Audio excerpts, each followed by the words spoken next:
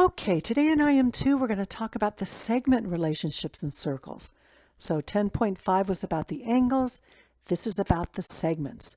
So remember, we have three different kinds. We have tangents, which are perpendicular to a circle from the radius.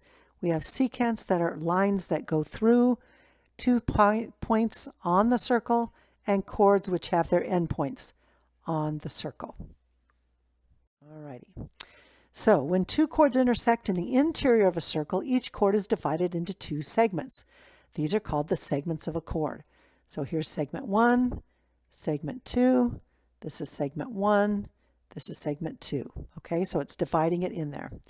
If two chords intersect in the interior of a circle, then the product of the lengths of the segments of one chord is equal to the products of the length of the segments of the other. So if you look at this, it's EA times EB equals EC times ED. Okay, so that's kind of messy, but I hope you get the idea. Alrighty, so we're going to be using, they want you to find ML, that's this long chord here, and JK. So the first thing that we know is that these two chords, that we're going to use the segment of chords theorem,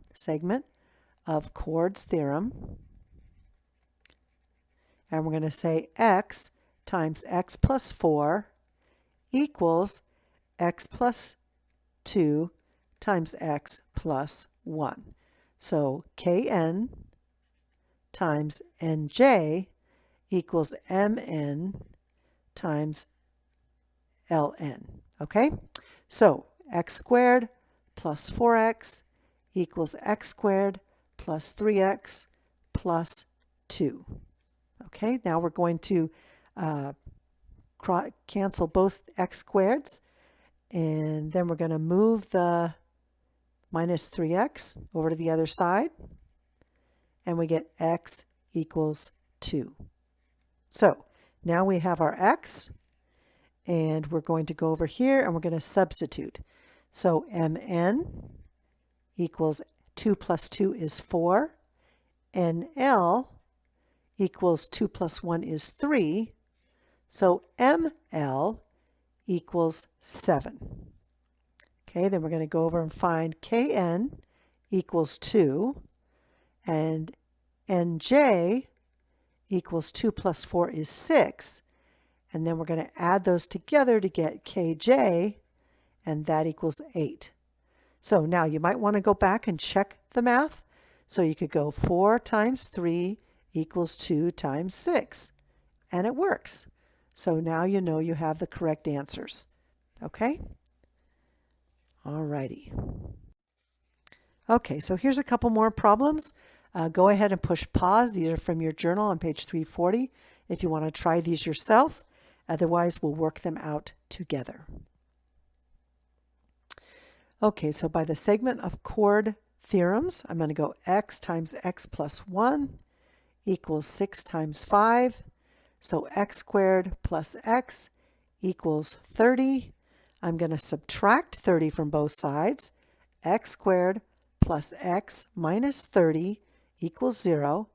I'm going to factor it, negative 30, and positive x would be positive 6 and negative 5. So I go x plus 6 and x minus 5 equals 0. So my answers are x equals negative 6, which cannot be because it's a distance, so that's extraneous, and positive 5. Make sure you always list both answers, but then show that you've gotten rid of the extraneous answer. So x equals 5. You can go back and check. So 6 times 5 equals 5 times 6, and it works. Okay, over here we have 15 times 5x minus 2 equals 10 times 7x. So we get 75x minus 30 equals 70x. I'm going to subtract the 70x over to the other side, and I'm going to get 5x. And I'm going to add the 30 over to the other side, so x equals 6. So now I'm going to quickly check. 15 times 30 minus 2 is 28. equals 10 times 42, and it works. So now you know you've got the correct answer, and you can keep going. Okay? All right, so we've got the tangent segment and secant segment. A tangent segment is a segment that is tangent to a circle at an endpoint. So here is the tangent segment. Okay? And then a secant segment is a segment that contains a chord of the circle and has an outside part. So this is the internal segment, the secant segment, and this is the external segment. Okay? So just keep that in mind. And now we're going to have a rule about that. Okay? Make sure you read all of these details to remind yourself what each part is. And here's your new rule. So the segments of secant theorem. If two secant segments share the same endpoint outside of a circle, then the product of the length of one secant segment and its external segment equals the product of the lengths of the other secant segment and its external segment. Here's where you have to be very careful. It's the whole thing times the external part. The whole thing times the external part. Okay, look at these letters carefully so that you make sure and see that clearly. Okay, so when we're starting out with this, it's good to write down what you think you're going to be doing so that you can fix all your mistakes. So remember, it's the external segment times the whole segment. Okay, the external secant times the whole. So it would be RP times RQ equals RS times RT. So now I can plug in the numbers. RP is 9, and RQ is 9 plus 11 is 20. RS is 10, and RT is the whole thing, x plus 10. Okay? So 180 equals 10 times x plus 10. Now if you want to, you could just divide both sides by 10. Simplifies things a little bit. So we get 18 equals x plus 10. So x equals 8. Before you go on, let's quickly check our work. So 9 times 20 equals 10 times 18. Okay, 8 plus 10. So now we get 180 equals 180, and we know we got the correct answer. Okay? Alrighty. So this one's a little bit more complicated, but it's not undoable. So the first thing I want to find is this part. And don't forget there's a little bit that's inside here, so you got to be careful. So this side is x plus 3 plus 2, which equals x plus 5. Okay? This one is x plus 2 plus 1, or x plus 3. Okay, our external segments are right here. So I'm going to go 2 times x plus 5 equals x plus 2 times x plus 3. So I get 2x plus 10 equals x squared plus 5x plus 6. I'm going to subtract the 2x over. I get x squared plus 3x, and then I'm going to subtract the 10 over. So I have 0, and that is negative 4. So I'm going to do my diamond. I've got negative 4 and positive 3, so it would be positive 4 and negative 1. So then I'm going to plug those into my factoring, x plus 4 and x minus 1. So now I'm going to solve. I get negative 4 and positive 1.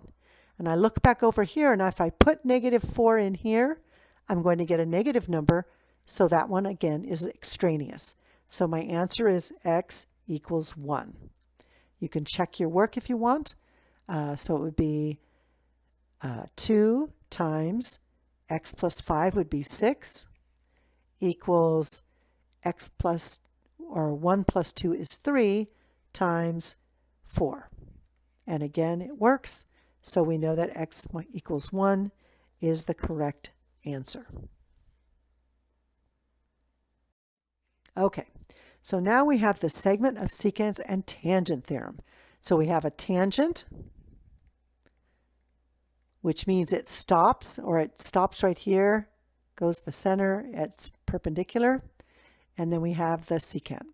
If a secant segment and a tangent secant share the same endpoint outside a circle, then the product of the lengths of the secant segment and its external segment, so it's the whole thing times the external part, equals the square of the length of the tangent segment.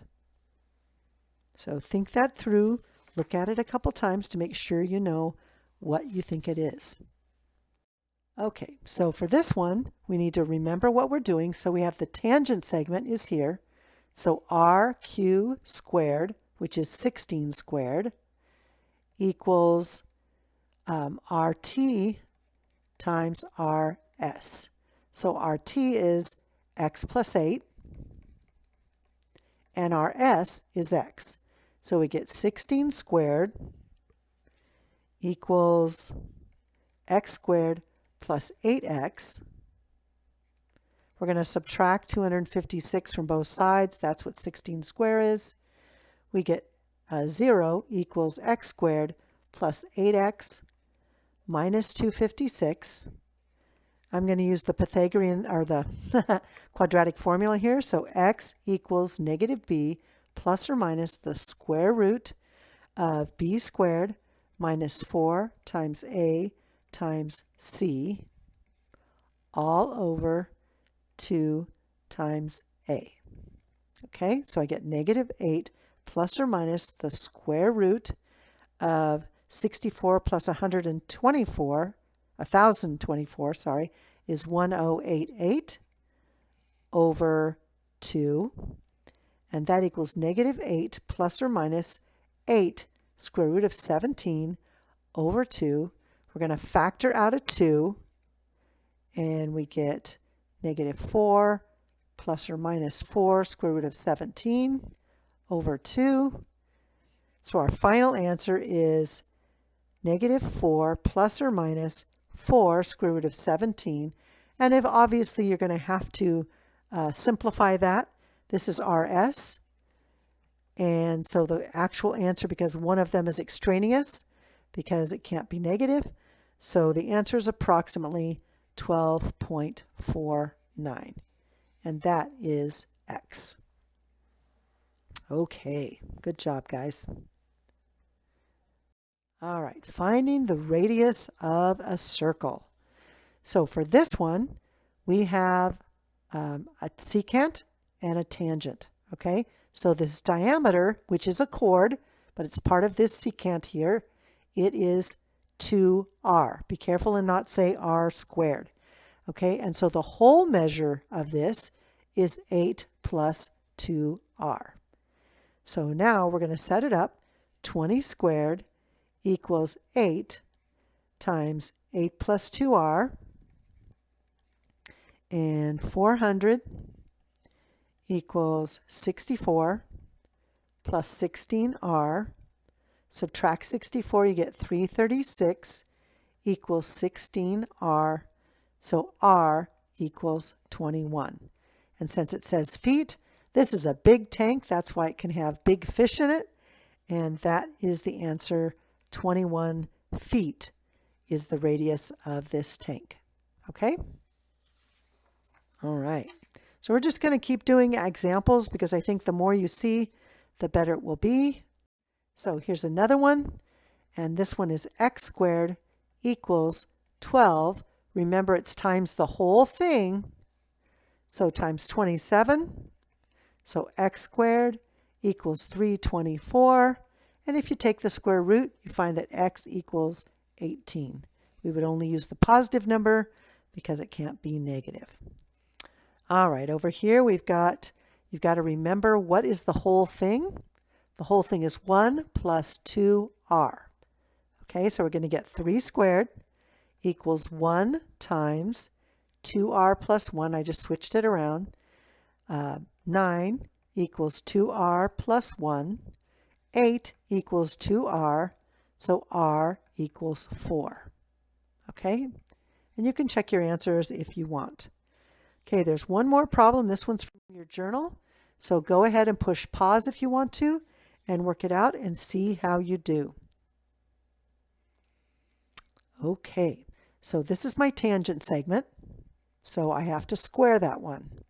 So I'm going to go x plus 1 squared equals, now the external tangent is x minus 1, okay, and the entire thing is x minus 1 plus 5, or x plus 4. So we're going to multiply by x plus 4, okay? So now we're going to get x squared plus 2x plus 1 equals x squared plus 3x minus 4. Okay, so make sure you work it out. If you can't remember how to FOIL, then go ahead and do that. Remember that this is x plus 1 times x plus 1. So be careful with that. So these cancel. I'm going to subtract the 2x from both sides. I get x. And then I'm going to add 4 to both sides. And I get x equals 5. Okay, so if you want to check your work, go back. This would be 6, and this would be 4. So we've got 6 squared equals 4 times the whole thing, which is 9, and it works. So don't be afraid to try these, but check your work. They're pretty methodical, so the more examples you do, the better it will be for you understanding and absorbing these rules. Have a good day.